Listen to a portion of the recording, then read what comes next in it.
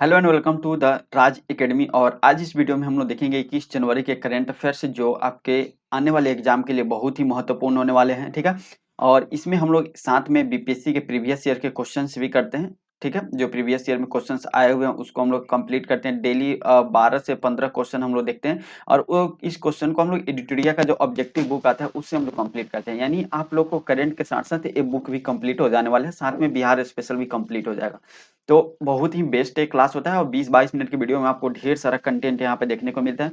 तो चलिए बिना टाइम वेस्ट किए हम डायरेक्ट शुरू करते हैं यहाँ पे क्लासेस को। हम लोगों ने कल 68वीं बीपीएससी के जो प्रीवियस ईयर का क्वेश्चन था उसमें हम लोग 12 तक कंप्लीट किया था और आज से 13 से लेकर हम लोग 25 तक क्वेश्चंस को देखेंगे। ठीक है, तो चलिए शुरू करते हैं। इस बुक को हम लोग कंप्लीट करने वाले हैं।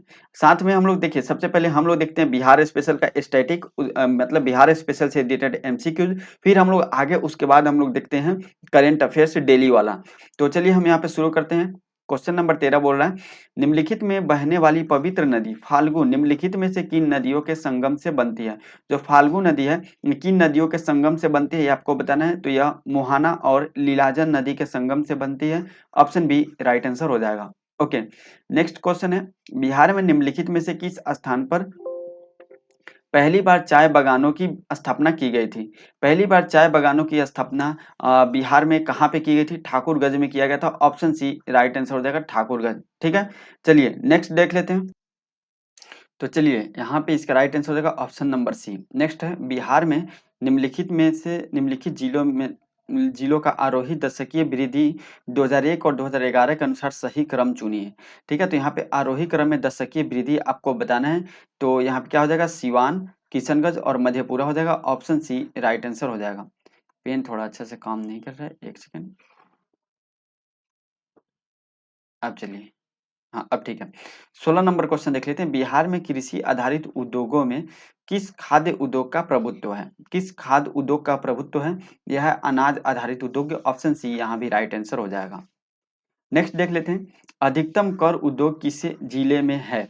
इसका आंसर किशनगंज हो जाएगा। लेकिन यहाँ पे एक चीज आपको नोटिस करना है कि जब ये आंसर किया था 60th बीपीएससी का जब आंसर किया था तो बीपीएससी ने इस क्वेश्चन को हटा दिया था कि ये बोलकर कि इस क्वेश्चन में ये स्पष्ट नहीं है कि बिहार का पूछा जा रहा है या बिहार का पूछा जा रहा है या भारत का पूछा जा रहा है। तो ये स्पष्ट इसमें क्वेश्चन में नहीं किया गया था, इसलिए इस क्वेश्चन को हटा दिया गया था। अगर बिहार के संदर्भ में देखें तो इसका राइट आंसर किशनगंज हो जाएगा। 18 नंबर क्वेश्चन है, केंद्रीय स्वास्थ्य एवं परिवार परिवार कल्याण मंत्रालय द्वारा 24 नवंबर 2021 को प्रकाशित राष्ट्रीय परिवार सर्वेक्षण 5 के अनुसार बिहार के लिंग अनुपात में काफी अच्छा सुधार हुआ है। ठीक है, यह 2015-16 में डैश से बढ़कर 2020-22 में डैश हो गया है। यानी जो एक रिपोर्ट आया है केंद्रीय स्वास्थ्य एवं परिवार कल्याण मंत्रालय के द्वारा, जो कि 24 नवंबर 2021 को एक रिपोर्ट प्रकाशित किया गया था, वह रिपोर्ट का नाम था राष्ट्रीय परिवार सर्वेक्षण 5, मतलब वो पांचवा क्रम का था।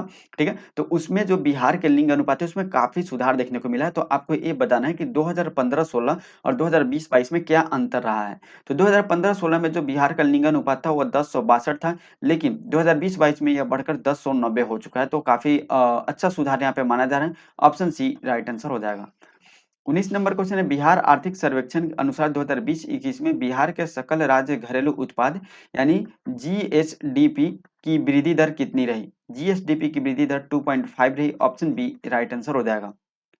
नेक्स्ट 20 नंबर क्वेश्चन देख लेते हैं, निम्नलिखित में से कौन है कि बिहार की अर्थव्यवस्था के मामले में सही है? बिहार की अर्थव्यवस्था के मामले में कौन सा सही है? देख लेते हैं पॉइंट नंबर 1 यानी ऑप्शन नंबर ए, बिहार में अधिकतम प्राथमिक वस्तुओं का उत्पाद होता है। पॉइंट तो सही है। अर्थव्यवस्था का व्यावसायिक ढांचा स्थिर से ऊपर है, बिल्कुल ऐसा नहीं है, स्थिर नहीं है बिहार में। ठीक है, भारत में सबसे कम विकास दर में से एक है जो 2.5% है। ये भी पॉइंट है कि भारत में सबसे कम विकास दर बिहार का रहा है। तो यहाँ पे ए एंड सी दोनों सही है, तो ऑप्शन डी राइट आंसर हो जाएगा। स्वराज दल की स्थापना बिहार में किसने की थी? स्वराज दल की स्थापना बिहार में श्री कृष्ण सिंह के द्वारा किया गया था। ऑप्शन सी राइट आंसर हो जाएगा। 22 नंबर क्वेश्चन, श्री कृष्ण सिंह द्वारा गठित बिहार की निर्वाचित सरकार ने फरवरी 1938 में किस कारण से इस्तीफा दे दिया था? तो इस्तीफा देने का कारण था राजनीतिक कैदियों को छोड़ने का कारण। ऑप्शन ए राइट आंसर हो जाएगा। नेक्स्ट देख लेते हैं, किसने चंपारण सत्याग्रह के दौरान बिहार में गांधी जी की जान बचाई थी? चंपारण सत्याग्रह के दौरान बिहार में गांधी जी की जान किसके द्वारा बचाया गया था? बतक मियाँ के द्वारा। ऑप्शन सी राइट आंसर हो जाएगा। ये 68वीं का क्वेश्चन है। सेम क्वेश्चन 69वीं में आया था कि चंपारण सत्याग्रह के दौरान महात्मा गांधी के जो जहर खाना में जो जहर था उससे किसने बचाया था महात्मा गांधी को? तो बतक मियाँ भी इसका राइट आंसर हो जाएगा। 24 नंबर क्वेश्चन है, असहयोग आंदोलन के दौरान किसने बिहार में किसानों की अगुवाई की थी? असहयोग आंदोलन के दौरान बिहार में किसानों को अगुवाई श्री कृष्ण सिंह के द्वारा किया गया था। ऑप्शन बी राइट आंसर हो जाएगा। 1940 में पटना महिला विश्वविद्यालय की स्थापना निम्नलिखित में से किस समाज द्वारा की गई थी? ठीक है, तो 1940 में पटना महिला विश्वविद्यालय की स्थापना निम्नलिखित में से किस समाज के द्वारा की गई थी? तो sisters of the apostolic Carmel के द्वारा किया था। ऑप्शन बी राइट आंसर हो जाएगा। ठीक है, ए पॉइंट आपको याद रखना, option B is the correct answer. Next हम लोग देख लेते हैं,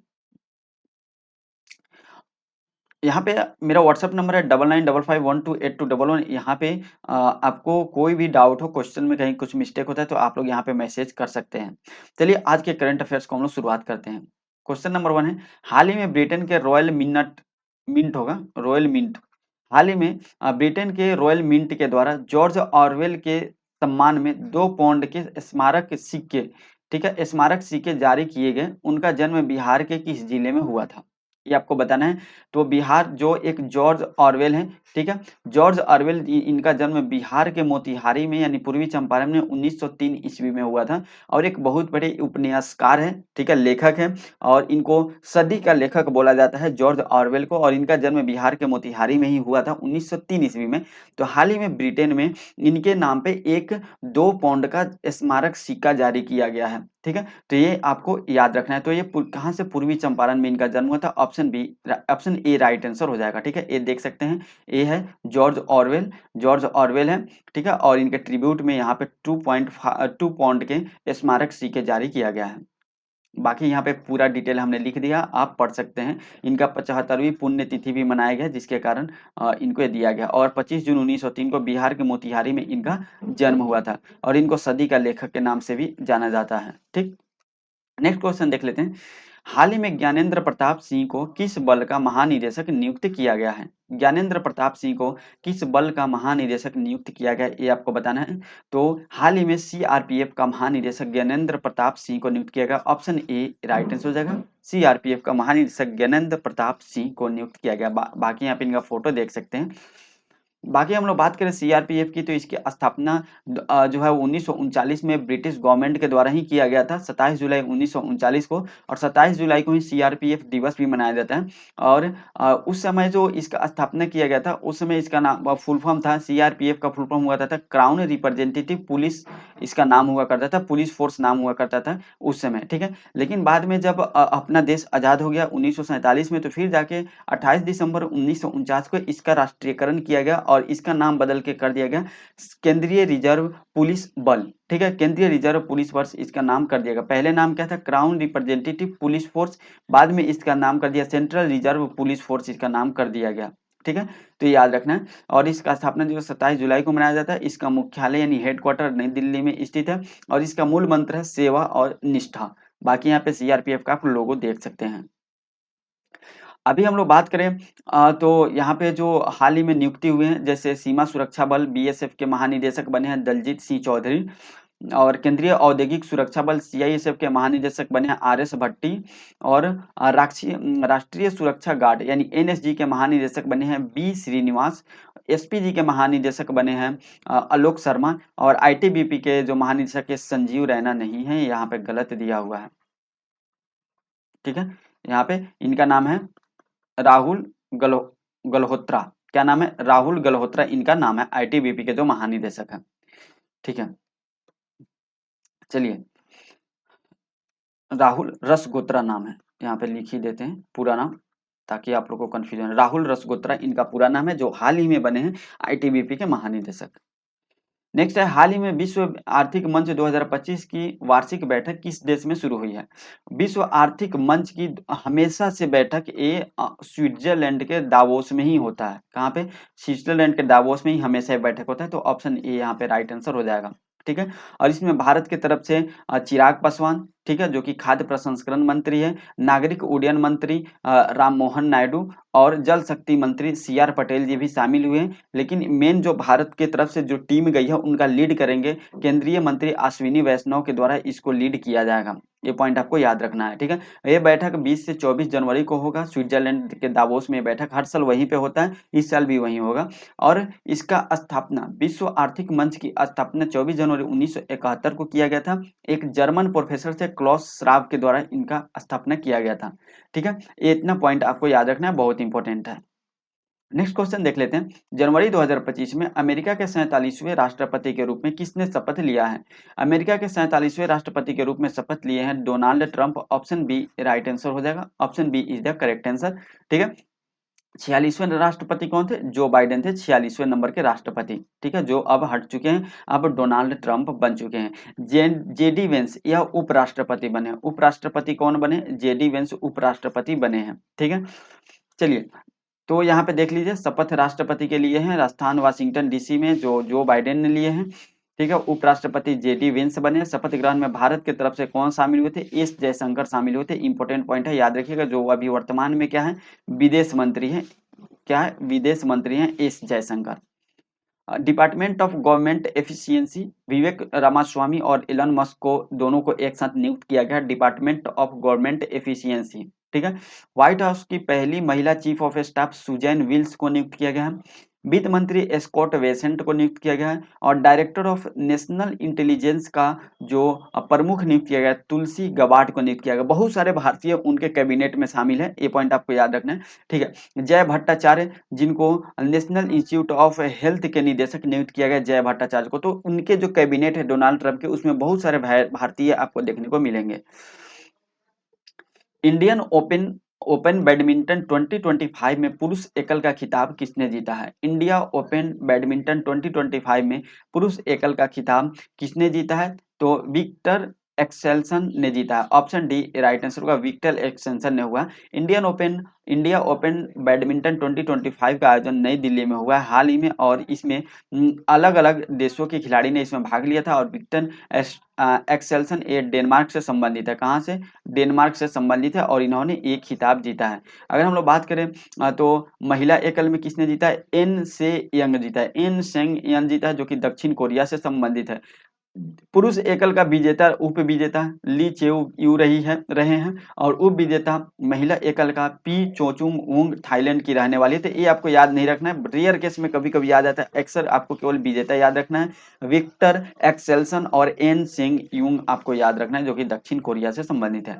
बाकी पुरुष युगल और महिला युगल भी हुआ था, यानी दो दो खिलाड़ी यहाँ पे खेले थे। पुरुष युगल का खिताब मलेशिया के गोह सेफी और नूर इजुद्दीन जीते हैं, और महिला युगल का खिताब जापान की अरिसा इसारिस और अयाको सुकुरामोटो ने जीता है, ठीक है। नेक्स्ट है, मिश्रित युगल का खिताब किसने जीता है? चीन के जियांग जेन बेंग और वेंग वेई यासिन ने मिश्रित युगल का खिताब जीते हैं, ठीक। नेक्स्ट हम देख लेते हैं। IMF ने भारत के वित्त वर्ष 2025 के विकास अनुमान को घटाकर डैश बताया है। कितना बताया है? तो देखिए, IMF ने कुछ दिन पहले भारत का विकास दर 2025 के लिए अनुमानित किया था 6.8% 2025 के लिए, जो इसको घटा के 6.5% कर दिया है। तो ऑप्शन ए यहाँ पे राइट आंसर हो जाएगा, 6.5 कर दिया गया है।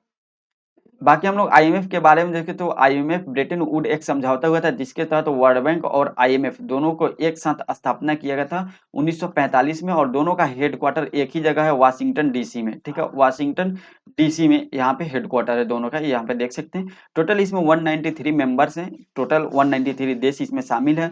और जितने भी संयुक्त राष्ट्र के सदस्य देश हैं, वो सभी सदस्य देश IMF के भी सदस्य देश हैं, ठीक है। वर्तमान में IMF के अध्यक्ष क्रिस्टानिया जॉर्जिया, ये पॉइंट आपको याद रखना है। नेक्स्ट है, हाल ही में किसे BCCI के लोकपाल नियुक्त किया गया है? BCCI के लोकपाल हाल ही में किसे नियुक्त किया गया है? तो न्यायमूर्ति अरुण मिश्रा को हाल ही में BCCI के लोकपाल नियुक्त किया गया है। ऑप्शन ए राइट आंसर हो जाएगा। BCCI के लोकपाल अरुण मिश्रा को नियुक्त किया गया है, जो कि सर्वोच्च न्यायालय के पूर्व न्यायाधीश भी रह चुके हैं, और राजस्थान और कलकत्ता उच्च न्यायालय के भी मुख्य न्यायाधीश रह चुके हैं, जो कि इंपॉर्टेंट नहीं है, उतना आपको याद नहीं रखना है।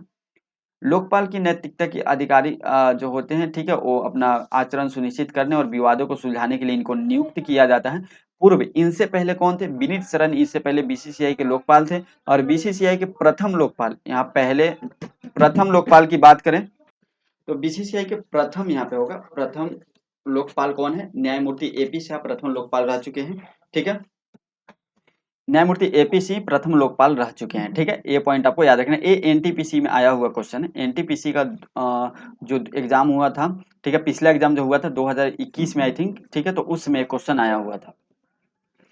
बीसीसीआई का जो फुल फॉर्म होता है board of control for cricket in India, इसका फुल फॉर्म होता है। इसका स्थापना 1928 में किया गया था, और इसका मुख्यालय मुंबई के वानखेड़े स्टेडियम में है, और इसके अध्यक्ष रोजर बिन्नी, सचिव देवजीत शौकिया है। ठीक है, और देवजीत शौकिया जो है, इनको हाल ही में बीसीसीआई के सचिव नियुक्त किया गया है, और बीसीसीआई के कोषाध्यक्ष हाल ही में प्रवतेज सिंह भाटिया को नियुक्त किया गया है। ये पॉइंट आपको याद रखना है। बाकी आज का करंट अफेयर यहीं पे समाप्त होता है। ठीक है, बहुत सारे इंपॉर्टेंट करंट अफेयर्स हम लोगों ने देखे हैं आज, बहुत सारे इंपॉर्टेंट पॉइंट को भी देखे हैं। उम्मीद करते हैं आपको वीडियो पसंद आया होगा। बहुत कम देर में हम लोग बहुत सारे कंटेंट को डेली हम लोग यहाँ पे कवर करते हैं, साथ में बिहार स्पेशल को भी कवर करते हैं। हम आगे कुछ दिन में आप लोग के लिए प्लान कर रहे हैं कि जो ईयरली करंट अफेयर्स है उसका डेली हम लोग 15 से 20 क्वेश्चन रिवीजन के तौर पर भी इसमें ऐड करें। ठीक है, तो मिलते हैं नेक्स्ट वीडियो में। आज के वीडियो में इतना ही, तब तक के लिए जय हिंद, जय भारत।